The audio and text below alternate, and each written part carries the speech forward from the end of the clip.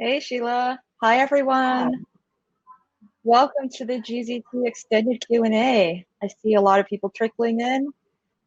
Thank you for joining us. We're just going to give Belinda and Peter a few seconds to get on stage with us and we're going to get started. Welcome everyone. Sheila, you might win the award for a fastest hop from the live stage over to extended Q&A. I think you even beat me here.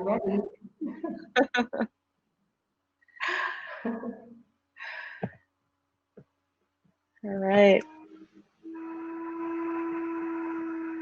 For anyone just joining us, we're just waiting for Belinda and Peter to join us here in the extended Q&A stage, and we'll get started with all of your great questions in just a minute.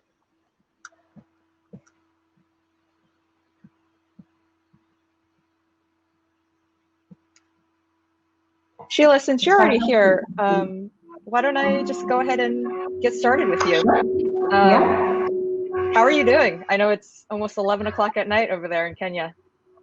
Yeah, but I've been looking forward to this all week, so I'm so happy to be participating and sort of just seeing everyone, sort of interacting and participating and engaging with us has been so motivating.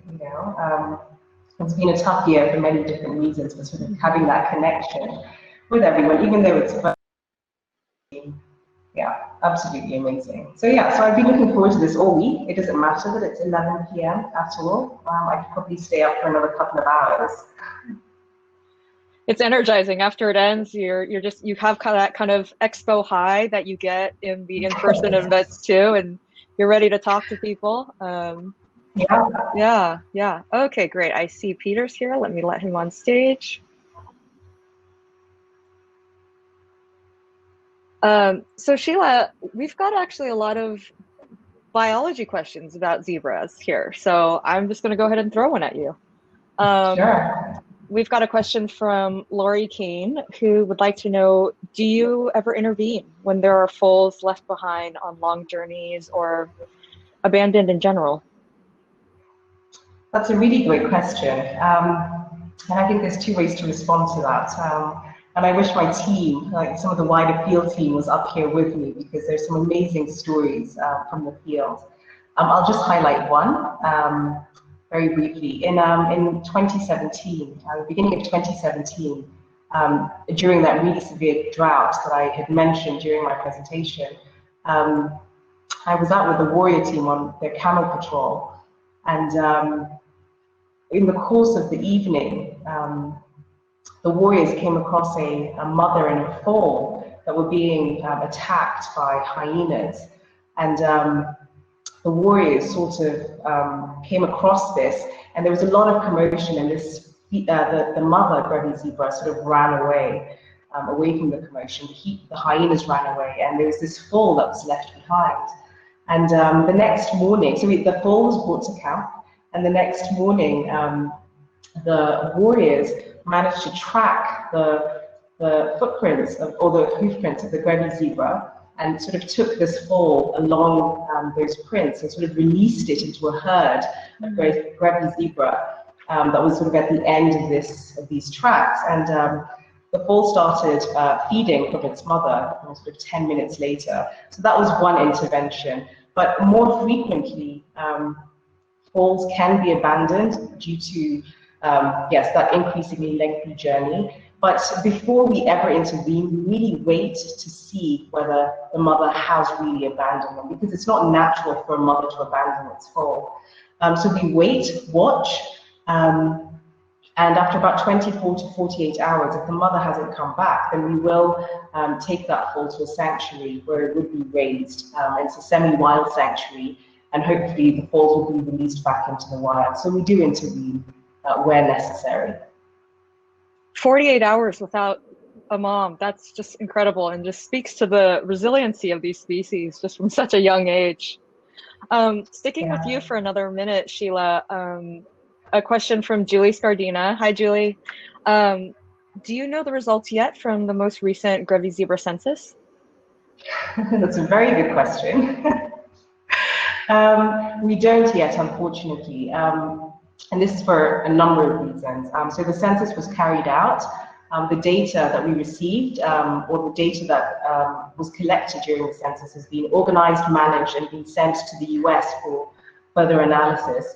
But the system that's being used to analyze that data is not yet at optimum operation levels yet. So there's a few tweaks that need to happen to that system, and we do think that the results will be available by mid next year. Great. Thanks, Sheila. Peter, I've got a question for you here from Justin Burkoff, who would like to know how the communities have responded with the ongoing drought in Samburu, and have you seen an uptick in conflict with pastoral communities?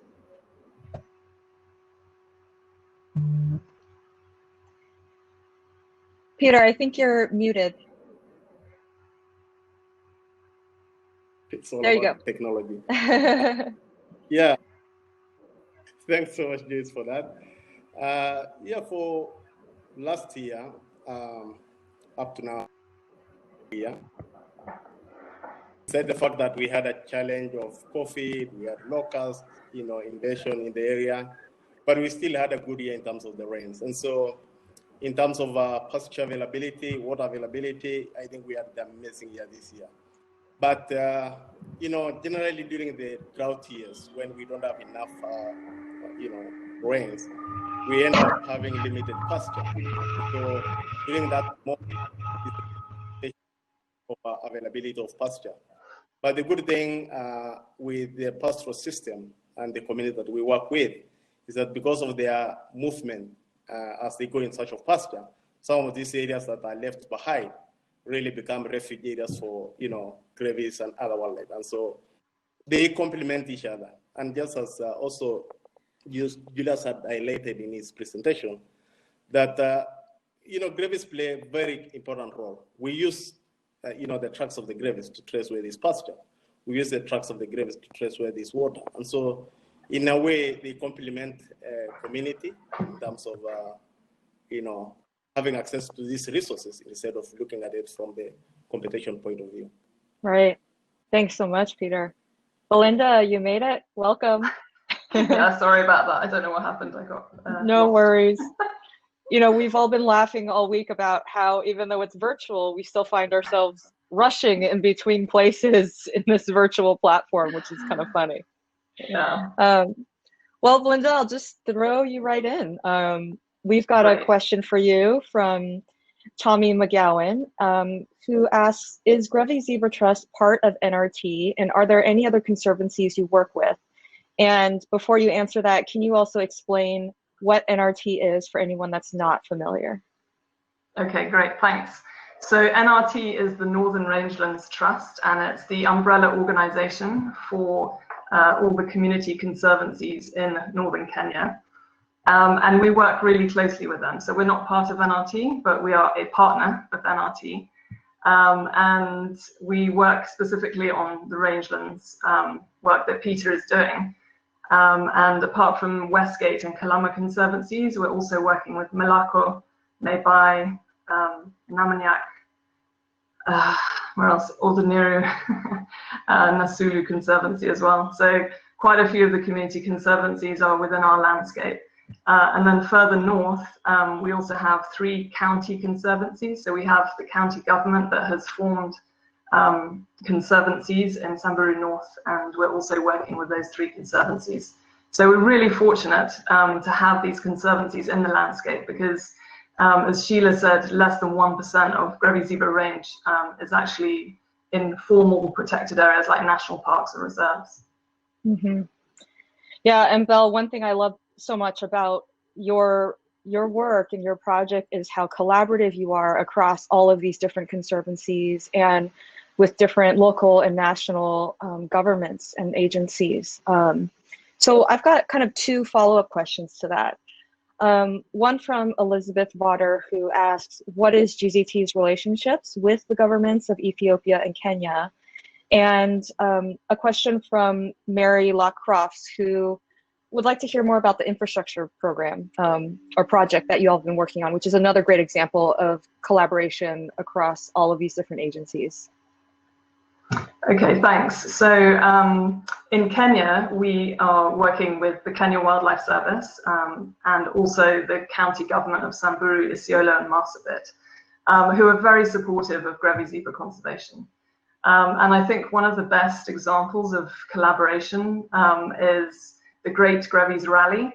So I don't know if you've already mentioned this, and if anyone's asked about the Great Grevy's Rally yet, where we bring, it's a lot of stakeholders coming together to census Grevy zebra. It's a photographic census of Grevy zebra that we do every 2 years. And the county government and the Kenya Wildlife Service both are very deeply involved in organizing and implementing that with us and other stakeholders. And Samburu County definitely, they herald Grevy zebra as one of their iconic species. And we also sit on the Grevy zebra technical committee, which is a national committee that kind of oversees the implementation of Kenya's national conservation and management strategy for the species. And then the second, was there a second question? Sorry. To speak a little bit about the infrastructure project. Yes, sorry. So we also have an amazing infrastructure project partnership with the Waso Lions. And that basically what that means is we want to mainstream biodiversity into large-scale infrastructure development that's coming into the landscape. This is a huge shared threat for all of us in northern Kenya. And so it's been amazing to be able to join hands with the Waso Lions. And we're also working with other partners like Save the Elephants and Action for Cheetahs Kenya, other species-focused organizations, to ensure that data that we're all individually collecting as organizations is then harmonized and used for the greater landscape, so that all species are considered in infrastructure design and planning, because often it's the more iconic species that get included in these designs, and yet other species, like Grevy zebra, for example, have different needs in terms of how they might cross a busy highway. So that's been a fantastic partnership, and one that is going from strength to strength. That's fantastic. So sticking with the grazing topic for a minute, Sheila, I'll kick this one to you. A question from Teresa Shelley. Apart from grasslands, is there any farming or other crops or indigenous species that are thriving there? Any other plants that the Grevies love to eat, or is it just hay supplements or any other feed that you supply to them? You're muted, Sheila.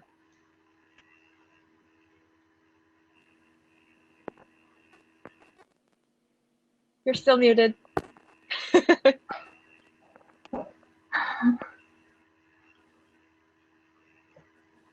There you go. There we go.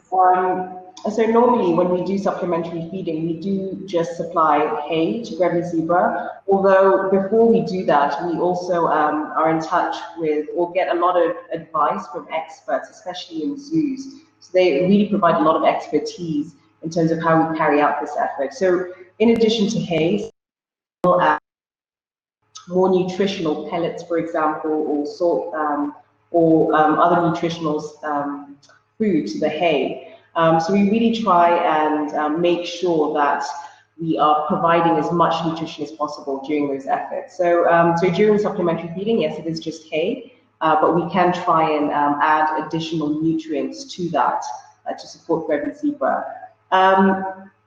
And I think the rest of the question was around rangelands. Could you repeat that for me, please, Joyce? Let's see. I've lost the question now. I think they were asking about supplementary feedings and whether there were any other indigenous species that Grevies like to eat.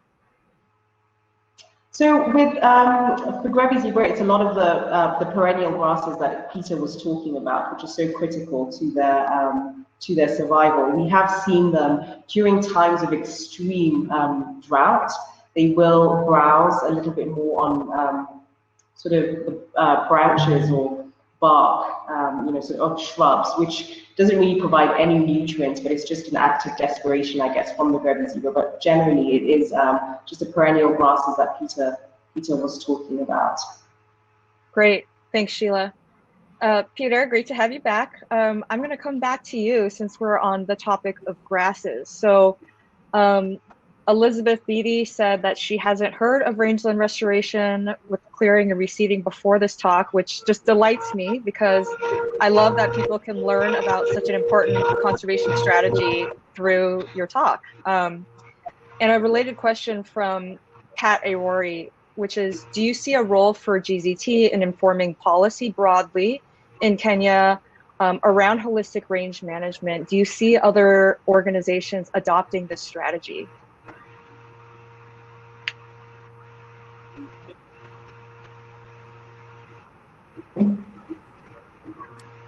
Yeah, Joyce, unfortunately, my connection is shaky with your voice.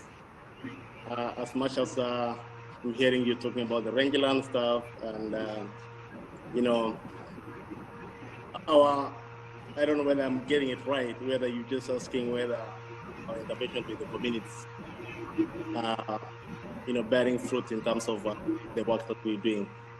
Belinda, maybe you can jump in. Do you see a role in GZT's influence and with respect to the holistic rangeland management strategy? Do you see any other organizations employing this technique? So I mentioned that we do work closely with the Northern Rangelands Trust, and so they're doing, you know, similar work. Well, basically, we're kind of implementing it with their support. And I just wondered if Peter could turn off his mute his microphone. Peter, can you mute your microphone? He's muted. Sheila, maybe you can mute as well for the background. There you go. Thank you. Nice. And then in terms of the policy, Peter has actually been working with the county government on their rangeland policy.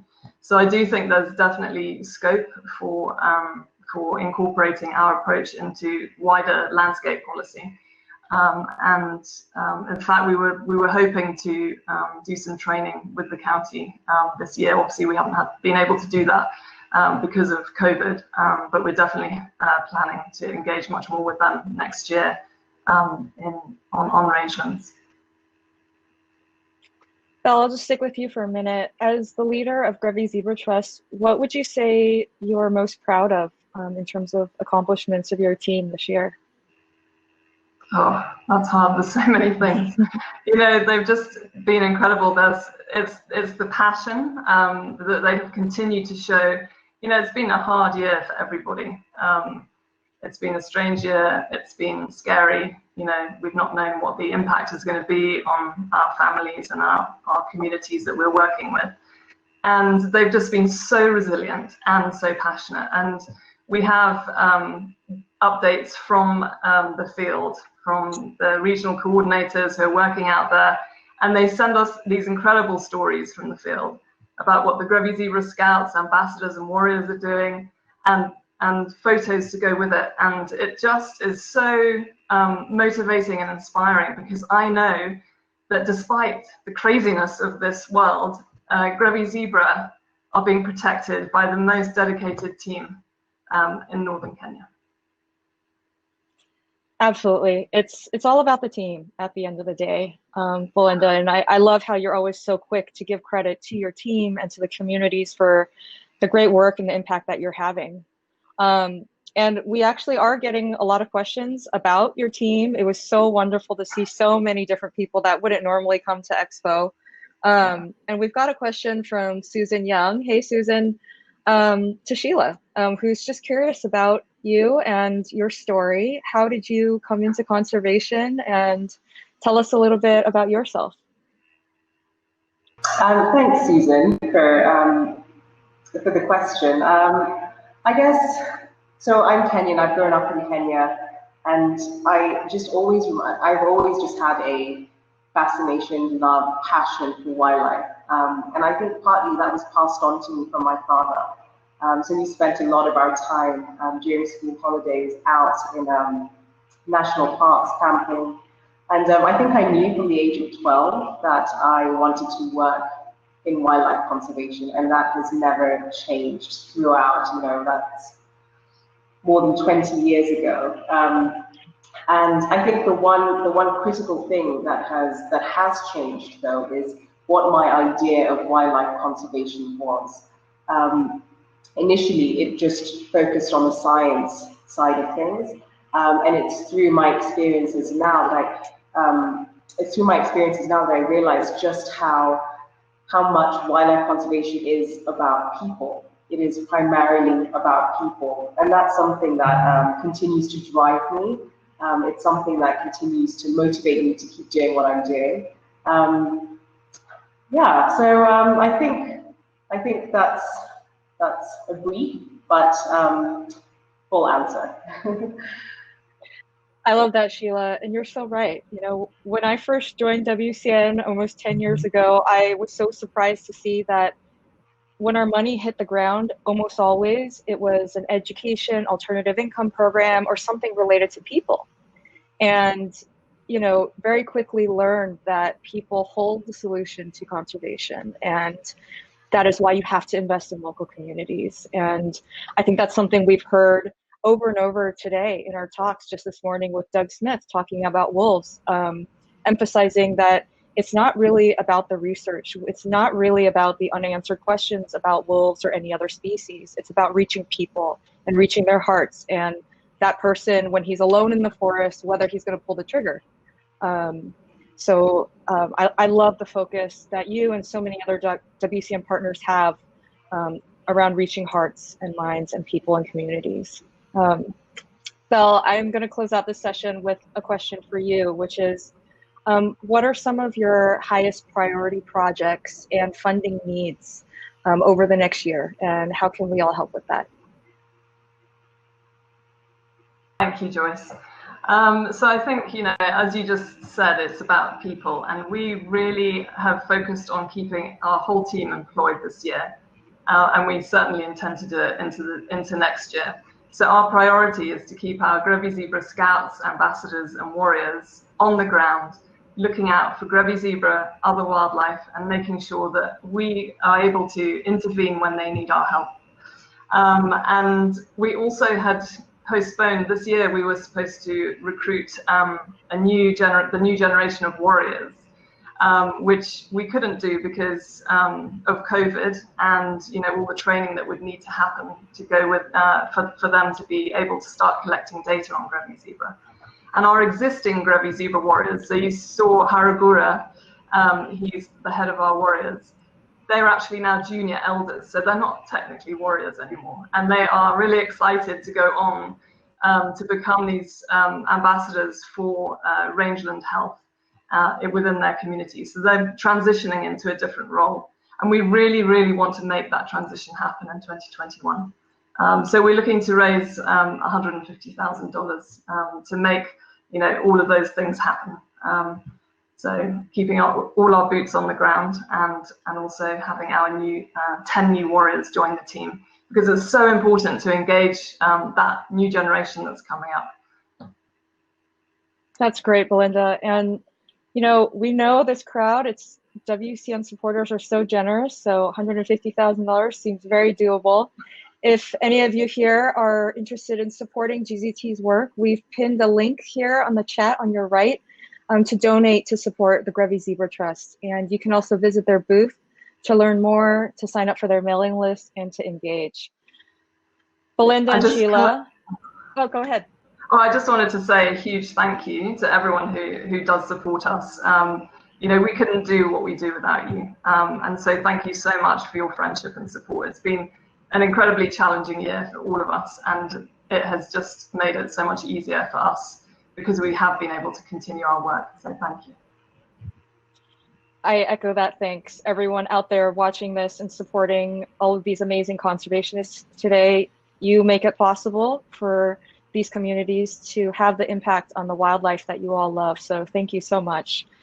And thank you, Belinda and Sheila and Peter, if you're still out there, for joining us today and telling us about your work. You're such an inspiration to us. So thank you and good night. You've earned your night of rest tonight. Thanks so much, everyone. It's been great to be with you. Thank you, Joyce. Bye. Bye.